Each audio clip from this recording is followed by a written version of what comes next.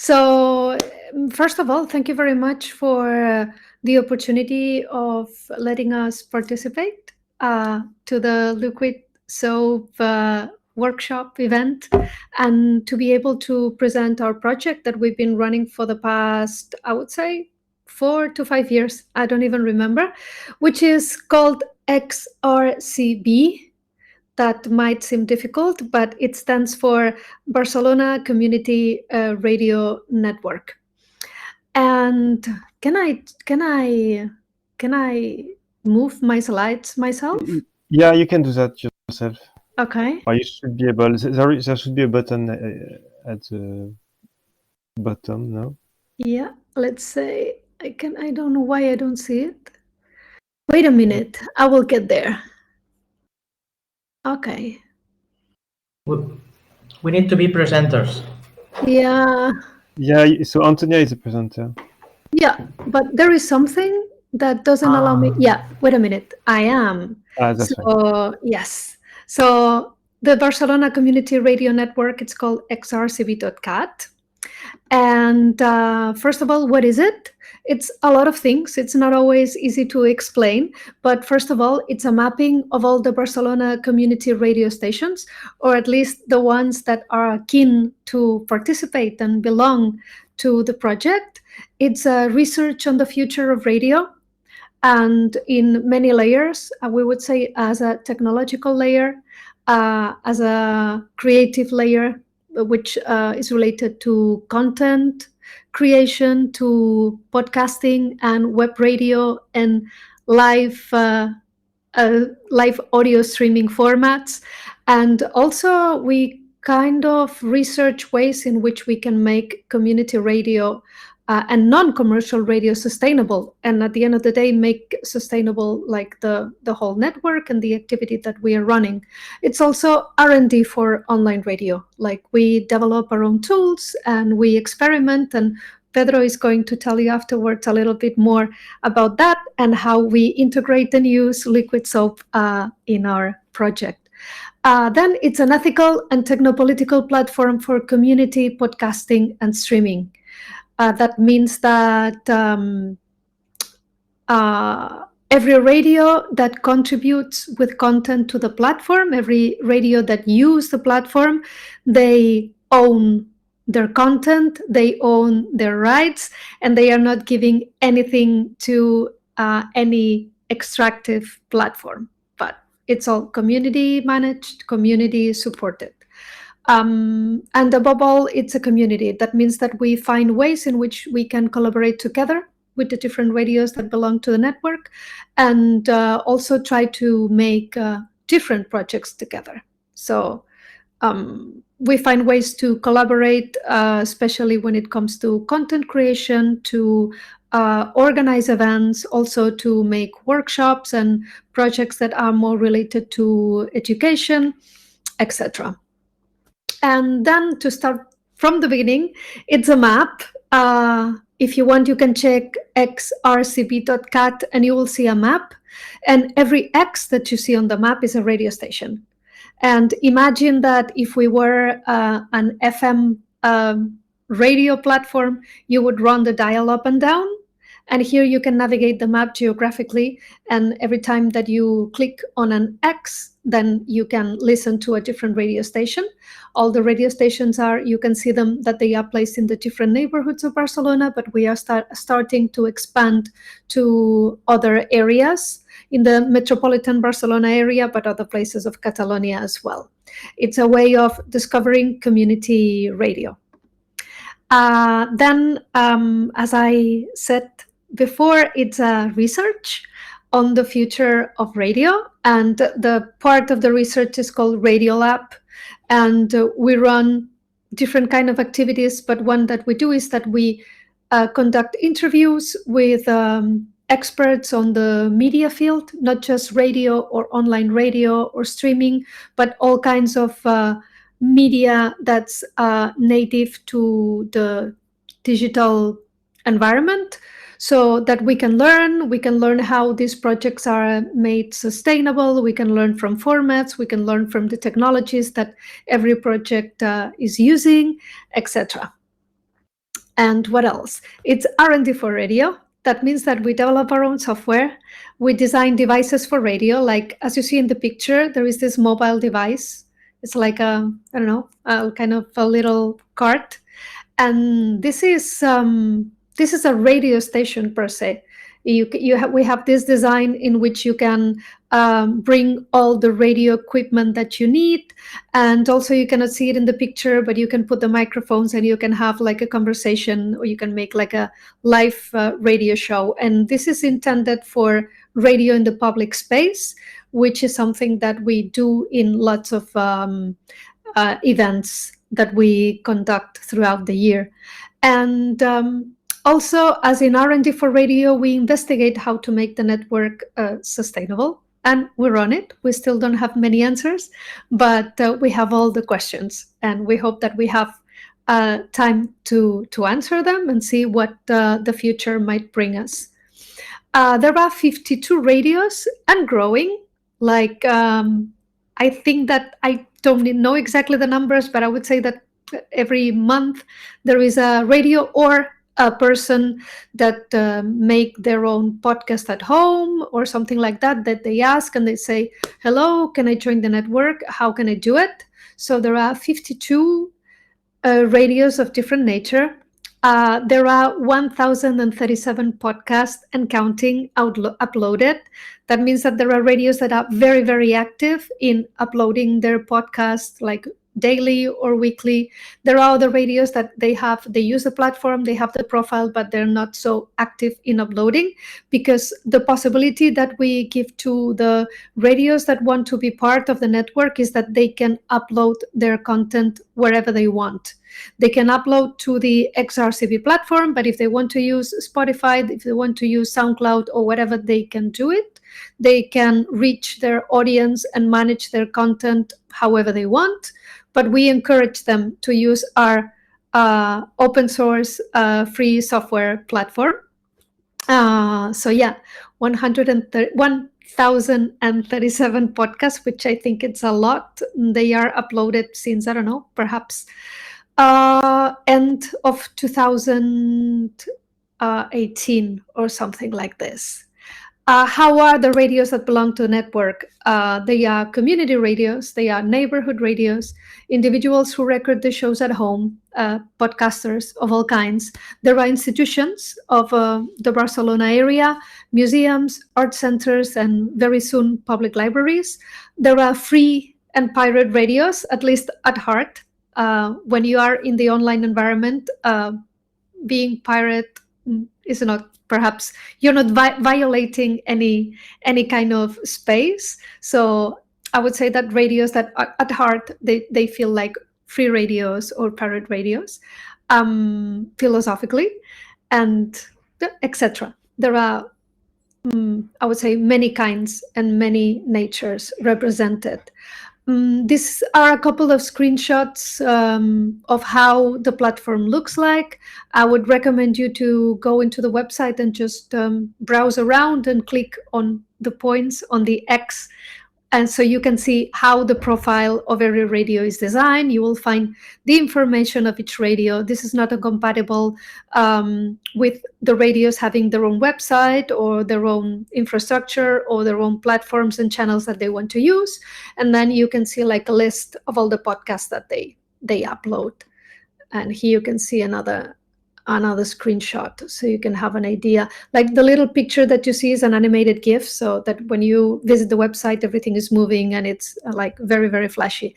We have also like two physical studios, two radio studios for the community to use and make their shows. So basically, people that either are part of the network or people from the city of Barcelona and the Barcelona area that want to make a podcast, make a radio show, they can use these two studios. There is also like a couple of open calls a year, so people can apply to have their to use the studio to make their podcast or the radio show.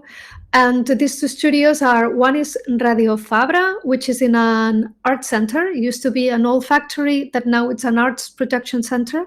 There are exhibition and there are also spaces that artists and creators use to make their work. And there is this little studio in which there are plenty of shows right now. It's been up and running since 2018. And this picture that you see, I think it was like one of the first shows that were streamed from there. The other radio station is this one that you see here. It's also like an experiment to make radio in the public space. This is Radio Ramblas. I'm not sure if you have ever been to Barcelona, but the most iconic street of the city is La Ramblas. And there are these flower booths all along the street. And in one of the flower booths that was abandoned, we set up this radio studio in which there are, I don't know, perhaps like 20 shows right now. And the booth, the studio is facing the street. So the people that pass by, they stop and see what's going on. They watch, they come, then go. And also you have all the time while you are making your shows, you have like kind of the background noise of the center of Barcelona. And what else? We make a lot of events, workshops, courses and education workshops, etc. is also kind of a way to make our activities sustainable. And events are either our own that we organize or events that we collaborate with other people, other networks, other institutions, etc. And you can see like a little bit of what we do. This was like a live radio performance from the Center for Contemporary Culture in Barcelona, which was like the end of a workshop that was made with teenage students. And it was a workshop about science fiction and the planet Mars. And we made like a live broadcasting, streaming event with a live audience. This is Radio Ramblas. We made, I think it was 4 or 5 events last summer dedicated to African music and African music in Barcelona. And you can see here one of the shows. This is also like a show that we did very recently, also at the Center for Contemporary Culture. It was also with high school students that they learned how to make a radio show. And we streamed from the outside because, you know, due to COVID, it's best to be outside. And this is one of the events that we organize ourselves, which are called Radiotons. It's half radio, half marathon. That means that we make live radio for many, many hours. And we also run some parallel workshops and other, I would say, techie experiments. And this is also one of the events with a live audience that we made end of 2019. It was about, it was called The Sonic Construction of the City, about cities and sound, just to wrap up. And this is just a sample of the things that we do. And also, like as a detail, like the xrcb is a project that's supported by Barcelona City Council, and it's a project by an association called EXO. And Pedro will tell you a little bit more about it. And he's going to go to the techie details of how at the xrcb we use liquid soap. So this is it for me. And now I leave the ground for Pedro to explain the tech details. Okay, can I get the presenter? Okay, here we are. So this runs on top of a sovereign infrastructure. It means that this project is part of xo.cat, is funded by the City Council. xo.cat is a small non-profit telecom operator that is part of Gifinet, that is a community network based on Spain. EXO managed their own physical infrastructure that is located on Equinix near Catnix. And there are other wireless community networks, maybe near you, there's an interesting one. check it out because they could have very interesting resources that from there you can build interesting radio platforms. Our software architecture is the following. We work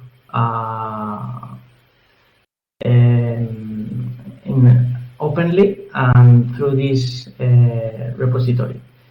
xrcb.cat is a WordPress instance, and here you have the repository. We also have an icecast streaming server, and the Liquidshop scripts integrate WordPress and icecast. Well, so here are a little bit of details that could be interesting or not. We started working on Liquidshop on 2018. This part is like we have very low maintenance and it works. So this is nice because I think if we choose airtime or libre time, that was something in our mind on that time, that would require more effort because it's a more bigger platform. And this way we only have few scripts. So I'm going to present how is the state of the Liquid scripts according to this commit, if everyone is looking at it in the recording. We are working with the Liquidshop version 1.3.7. Hello from 2019. I know that now we are in version 2 and a lot of things are very nice, like video mixing and so on. And in the chat I see people is saying that video is very nice, and we have to check because maybe we should start experimenting also with the video mixing. Right now we are working with Debian 11. That it brings a higher version of Liquidshop, but the good thing is that as we use OPAM installation, then we can stick with the production version that we know it works, and because we have to maintain the service. So the plan is that everything is an icecast source that is in an MP3 format. This way is very transparent and allows to make easy debugging. So each Liquidshop script works as an independent system service daemon, and there is a design caveat, that is that there's quality degradation because on each step of the source, it encodes constantly on MP3, so you lose a little bit of quality. Maybe as a future work, moving all the sources to FLAC would be better. We don't have this caveat. We will see. So this is a general diagram of how is the Liquidshop thing. So we have a streamer that could take a static icecast credentials. Refreshing the icecast credentials means to restart the server. Maybe having an LDAP thing could be more dynamic, but we also have like a dynamic Liquidshop credential thing that we can restart this script without losing the continuity that is orchestrated by the main. So these are the priorities. So we have a switch. All the sources come here to the main. We usually use this live too when we have a stream. You will see why. And when there's no live, we go for the WordPress schedule. But we have a form.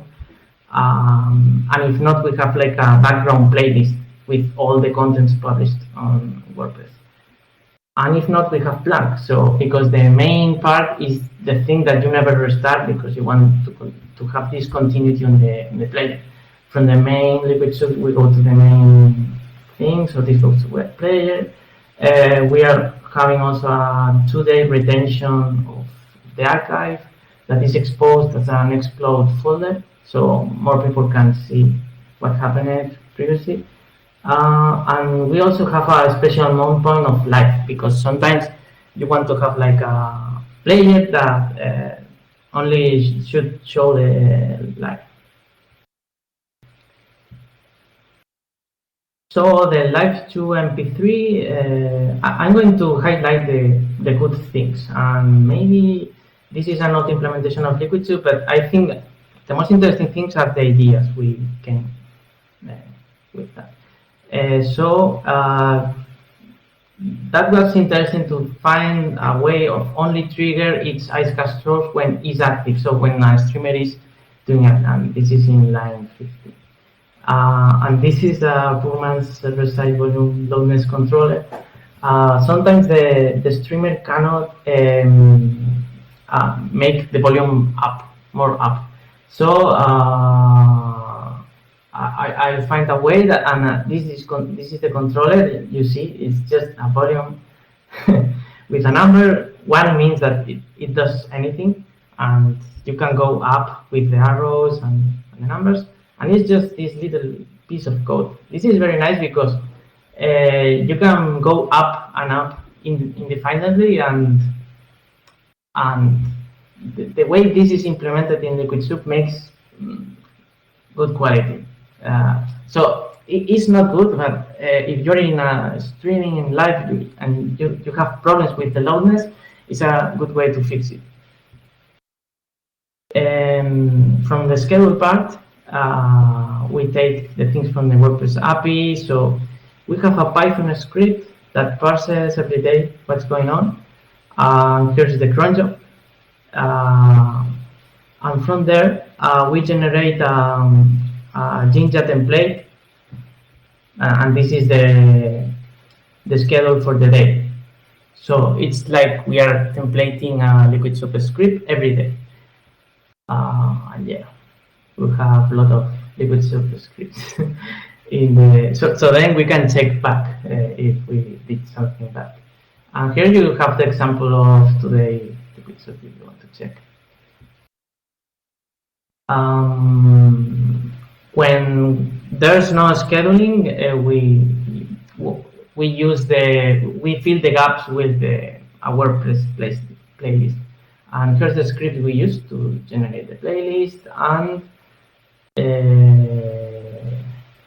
what's that? Playlist. Yeah. So this is the line inside the Liquid script where playlist part is called the txt file. And that's all. I didn't read the chat. I'm going to read it now. I don't know if there's questions. Thank you very much. It's really a nice project. I wish we had something like this. So thank you very much. Yeah. You're invited when you come to Barcelona to visit the studios and visit us. Yeah, I'd like to. So are there any questions? So there were lots of discussions about many topics. So anyone want to bring one right now? So.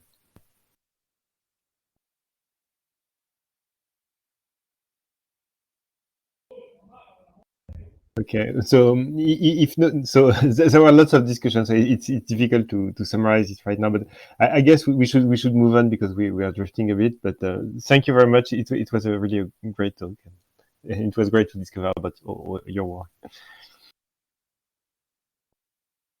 So let me switch to the next presentation. So it's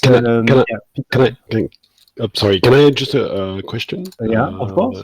Before they're gone. Yeah. Sorry, I'm gonna get your time drifting even more. Yeah, you talked about tooling and the kind of fun rolling cart with sound gear in it. Is that also part of the lab or whatever things we can find, like the design of the cart and what you're putting in there, or?